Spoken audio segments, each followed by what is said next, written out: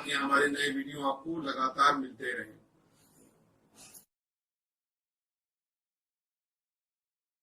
नमस्कार दोस्तों, धर्म रहस्य चैनल पर आपका एक बार फिर से स्वागत है। आज लेंगे जिन्न की एक बुरी शक्ति के अनुभव के बारे में। एक ऐसा अनुभव जिसमें जिन्न के द्वारा एक साधक के जीवन पे क्या प्रभाव पड़ा, इसको हम जानेंगे। तो चलिए पढ़ते हैं इनके पत्र को और शुरू करते हैं आज का अनुभव। नमस्कार गुरुजी, मैं आपको मेरा खुद का और मेरी माँ का सच्चा अनुभव बता रहा हूँ। यह अनुभव केवल मैं आपको ही भेज रहा हूँ।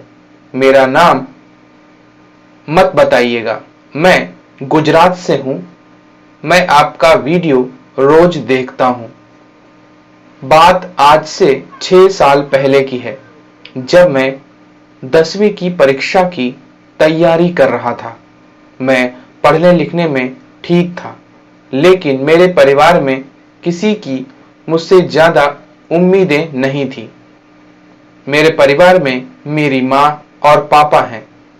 मेरे पापा की सरकारी नौकरी है, इसलिए उनका ट्रांसफर होता रहता है।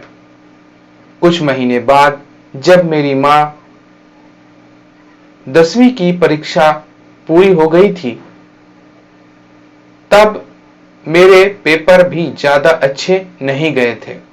फिर भी मैं 90% से ज्यादा लाने में कामयाब रहा था। इसकी कहानी यहां से शुरू होती है। मुझे जितने परसेंट आए थे, उतने ही मेरे किसी और कजिन बहनों के 10वीं में नहीं आए थे। मेरे 10वीं में उनसे भी ज्यादा नंबर आए थे, जबकि वो मुझसे ज्यादा होशियार थे। मेरी ये बहनें मेरी बड़ी माँ की लड़कियां थीं और उनका एक बेटा भी है। जब मेरा रिजल्ट सबको पता चला तो किसी को यकीन नहीं हुआ। जब हम मेरे दादी दादा और भाई बहन को मिलने उनके घर गए, तब दादा दादी ने आशीर्वाद दिया, पर मेरी बड़ी माँ और उनके बच्चों ने मुझसे सीधे मुंह बात तक नहीं की। मेरी बड़ी माँ ने मुझ पर तंत्र का प्रयोग कर मुझ पर जिन बैठवा दिया था। वो जिन मामूली नहीं था। जहां तक मैंने उसकी शक्ति का आकलन किया है, वह बहुत ज्यादा ताकतवर था। कुछ समय बाद मेरी 11वीं की परीक्षाएं और उसकी पढ़ाई की शुरुआत हुई। अब जब मैं जिन से अपनी करामात दिखाना शुरू कर दिया था, यानी वो जिन अब हावी हो रहा था, मेरा पढ़ाई में मन लगना बंद हो गया। मैंने अपना ध्यान फोन की तरफ खींच लिया था। वह जिन काफी ज्यादा खराब था। औरतों के मामले में उसने मुझे इन चीजों में लगाए रखा ताकि मैं अपनी पढ़ाई पर ध्यान न दे सकूं। बहुत मुश्किल से मैंने 11वीं की परीक्षा पास की। मैं साइंस का स्टूडेंट हूं और साइंस में बहुत पढ़ना पड़ता है, पर यह मुझे किसी भी विषय में फोकस नहीं करने देता था और साथ ही मेरा चरित्र भी बिगाड़ रहा था। मेरा ध्यान अब उसने स्त्रियों, लड़कियों पर बुरी नजर से लगाना शुरुआत करवा दिया था। पता नहीं कैसे, पर मैं अपने आप पर काबू कर लेता था। कुछ वक्त बीतने के बाद अब 12वीं की परीक्षा की तलवार मुझ पे आ चुकी थी। मैंने ये परीक्षा भगवान का नाम लेकर दी। मुझे पढ़ने लिखने में इतनी तकलीफ हो रही थी कि मुझे कई बार रोना आ जाता था, क्योंकि मुझे पता था कि मैं पढ़ने में इतना बुरा नहीं था, पर फंस गया हूं। मैं मानसिक रूप से बहुत ही फंस चुका था। कुछ भी याद करना कठिन हो रहा था। 12वीं के बाद मुझे बड़ी ही मुश्किल से 59% आए। तब ऐसा सोचा कि मैं बहुत ही नालायक लड़का हूं जो अपने पिता के पैसे डुबाता है, क्योंकि मैंने इंजीनियरिंग के एंट्रेंस के एग्जाम के लिए ट्यूशन लगवाए थे, जो कि वो भी कुछ काम नहीं आए। मैं ड्राइविंग सीखने कार ड्राइविंग स्कूल जाने लगा। वहां भी निराशा ही हाथ लगी। 20 दिनों में मैं कुछ भी नहीं सीख सका, पर मुझे पता था मेरी जिंदगी में बदलाव होंगे। यह सोचकर मैंने भगवान की शरण ली। इस बीच मेरा एडमिशन पास के ही साइंस कॉलेज में हो गया। मैंने भगवान की शरण ली। आपके वीडियो को देखने से ही मेरे में ऐसी सोच विकसित हुई। यही कुछ 2010-18 में मैंने कॉलेज शुरू होने से पहले आपके चैनल पर वीडियो देखना प्रारंभ किया था। बस मेरी जिंदगी वहीं से बदलनी थी। इससे पहले के हालात ऐसे थे कि मुझे घर से भागने का मन होता था। मुझे रात को सोते समय अजीब से सपने आते थे। मैं सीढ़ियों से गिर गया, ऐसा रोज होता था। मैंने अपने आप को संभाल लिया। मुझे नहीं पता था कि अब हालात और भी अधिक खराब होने वाले हैं। 2018 के एग्जाम के बाद मैंने पूजा पाठ चालू कर दिया था। शुरू करने पर मुझे बहुत अच्छी सुगंध आने लगी, जो मुझे साधना करने पर आती थी। मैं रोज त्राटक और पूजा पाठ करने लगा। बाद में मैंने किसी वीडियो में सुना कि हनुमान चालीसा का पाठ हर शनिवार को 7 बार करना अच्छा होता है।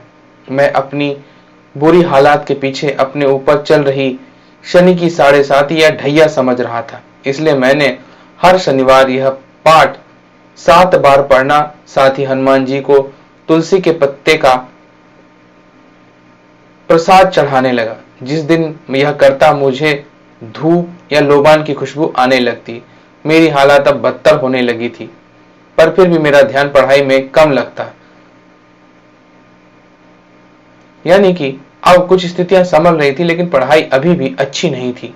इसी बीच मुझे अनुभूति होती कि मेरा आज्ञा चक्र जैसे जाग रहा हो, जो कि शायद त्राटक की वजह से हुआ होगा। जब भी मुझे पूजा के बाद शनिवार के दिन अच्छी सुगंध आती, मैं सोचता कि भगवान मेरी पूजा से खुश हैं, तो मैं इसे और अधिक अच्छे तरीके से करने लगा। अब मैं दिन में 2 बार पूजा करने लगा। साथ ही आपके वीडियोस को देखने लगा और उनसे बहुत कुछ सीखने को मुझे मिला। 2019 में भी मेरे में कोई बदलाव नहीं थे। मुझे ऐसा लगता था कि जो मेरे साथ है वह मेरे माता पिता नहीं है। मैं उनके साथ ठीक से बात नहीं करता था, ना ही उनकी बातें मानता था। मुझे लगता था कि इनके साथ क्यों रहूं। मेरे पेरेंट्स मेरी चिंता करते, वह मुझे समझाते, पर उनकी बात मैं अनसुना कर देता। मैं कई बार अपनी माँ के साथ लड़ बैठता। छोटी छोटी बातों पर अपने रिश्तेदारों के साथ भी मुझे अपनापन नहीं लगता था। मेरी रुचि गलत चीजों में बढ़ गई, पर फिर भी मैं सिर्फ अपने कमरे में बैठा रहता, नॉवेल्स देखता। यह वह साल था जब मैंने कई खतरनाक अनुभव अपने जीवन में पहली बार अनुभव किए। इसमें खास यह था कि जिस दिन ग्रहण होता उस दिन मुझे वह जिन मेरे दादा के रूप में मुझे सपने में दिखता और बात करता। मेरी बड़ी माँ का शिकार केवल मैं नहीं था। इससे पहले तंत्र का प्रयोग मेरे पापा को जान से मारने की उसने कोशिश की थी। उन्होंने बहुत पहले पापा पर कुछ लगा दिया था। मेरे माता पिता के संबंध भी ठीक नहीं चल सके। इन्होंने आज से लगभग 10-15 साल पहले मेरी मां पर 3 प्रेत छोड़ दिए थे। उसके हाथ में अब तीनों की जान थी। दरअसल ऐसा है कि कुछ लोग ही होते हैं जो अपनों का भला नहीं देख सकते। मेरी बड़ी मां का डाइवोर्स हुआ था, जिस कारण वो ऐसी थी। वो इस डाइवोर्स का कारण खुद ही थी। वह मेरे भाई बहन छोटे थे, पर एक बात बता दूं कि वह खुद एक बैंक में काम करती थी और अच्छा खासा कमा लेती थी, पर उनको हमसे जलन थी। मेरी माँ के पास इतना प्यार और 2 इसके साथ ही पति, यह सब उनके पास था। वह चाहती थी कि मेरे पापा मेरे भाई और बहनों का ध्यान रखें और उनका भी। जब उन्हें लगा कि इसका पुत्र होशियार है, तो उसने मुझ पर इतना खतरनाक प्रयोग किया कि वह मेरी बर्बादी कर सके। अब जब मुझे पूजा पाठ किए 6 से 7 माह बीत गया, मुझे घर में ही इतने अनुभव हो गए कि अब मैं अपने घर में रहते डरने लगा था। एक दिन मैं अपनी माँ के बेडरूम में आराम कर रहा था। तब मैं घर में अकेला था। तब मुझे बिस्तर पर किसी के होने का एहसास हुआ। मुझे महसूस हुआ कि मैंने शिव जी का मंत्र फिर उच्चारित कर 3 बार बोला और ऐसा एहसास होना फिर वो बंद हो गया।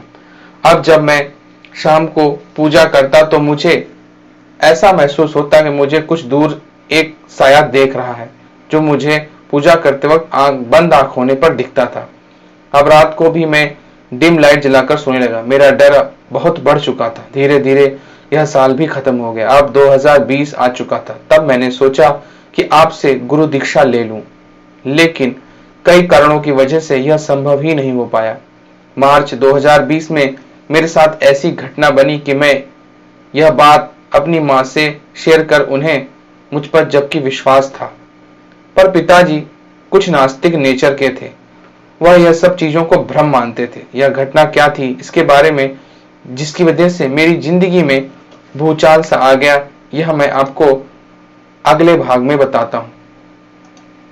शुरुआत यहां से होती है कि जब मैं अपने कमरे में सो रहा था तब आधी रात में मेरे पैर पर कोई बैठा हुआ ऐसा मुझे महसूस हुआ, और जब मैं उठा वहां कोई नहीं था। मैंने रजाई पर ओढ़ तो रखी थी, लेकिन रजाई का वजन इतना ही होता है जितना मुझे तब लग रहा था। मैं अपने कमरे से भागकर अपने घर के मंदिर पर चला गया। तब सुबह के 4 बजे थे। मैं इतना डर गया था कि मेरी छाती में दर्द होने लगा था, लेकिन अब भी मैं सहन नहीं कर पा रहा था। जो मैं 1 साल से 7 बार संकल्प लेकर हनुमान चालीसा का पाठ कर रहा था, उसका असर अब शुरू हुआ यूं कि जब मैं संकल्प लेने के बाद पानी नीचे गिरा, तब उस वक्त मुझे कई सारे लोगों मेरे घर से भागने का और वहां से मुझे छू कर जाने का एहसास हुआ। यह संकेत था कि कोई नकारात्मक शक्ति हमारे घर पर थी। मेरा शक तब यकीन में बदला कि जब हमारे घर में नकारात्मक शक्तियां लहती हैं। इस बीच कोविड-19 के चलते लॉकडाउन लग गया, और यह अनुभव उस वक्त के पहले का है जब मैं माँ को घर से भागते लोगों की बात बताई। तब उन्होंने कहा, और मेरे पापा कमरे में टीवी देख रहे थे, उनके अलावा घर में तब कोई नहीं था। कुछ माह बाद मेरी माँ ने किसी यूट्यूब चैनल की बात को सुनकर घंटा कर्ण महावीर जी का फोटो मंदिर में रखा, जो कि उसके बाद अनुभवों की श्रृंखला बढ़ने वाली थी। मेरी माँ ने पापा को घर में सत्यनारायण की कथा रखवाने को कहा, जो कि उन्होंने यह बात स्वीकार की। यह बात मेरे माँ पापा कई साल तक कहती रही, पर वो नहीं मानते थे। कथा संपूर्ण हुई और होने पर मेरा और मेरी माँ का घर नकारात्मक शक्ति से मुक्त हुआ। मेरी माँ की अब बारी थी। वह रोज रात को 3 बजे उठ जाती थी। उन्हें ऐसा महसूस होता था कि बिस्तर के पास कोई है जो उन्हें लगातार घूर कर देख रहा है। ऐसा रोज होने लगा। यही नहीं, मैं उनका आसान शिकार था। वह जिन की गंदी नजरें अब मेरी मां पर थी, जो कि वह मेरे जरिए देख रहा था। इतना अश्लील खेल खेलता था कि सहन करना मुश्किल हो जाता था। मैं अपने आप पर बहुत ही ज्यादा मुश्किल से काबू कर पाता था। इस बीच एक बात और बता दूं, मैं मां महालक्ष्मी का भक्त बन चुका था। मैं रोज पढ़ाई करते करते उनके मंत्र यूट्यूब से सुनता रहता था। मुझे इसमें काफी आनंद आता था। यह बात उस समय की है जब लॉकडाउन चल रहा था। मैं माँ पिताजी के साथ एसी वाले रूम में सोता। यह महीना था जून जुलाई 2020 का। तब 1 महीने में 3 ग्रहण थे। जब भी मैं रात को एसी रूम से बाहर आता, मुझे बहुत तेज सुगंध आती, वही धूप और लोबान की। और तब उस वक्त ग्रहण भी था।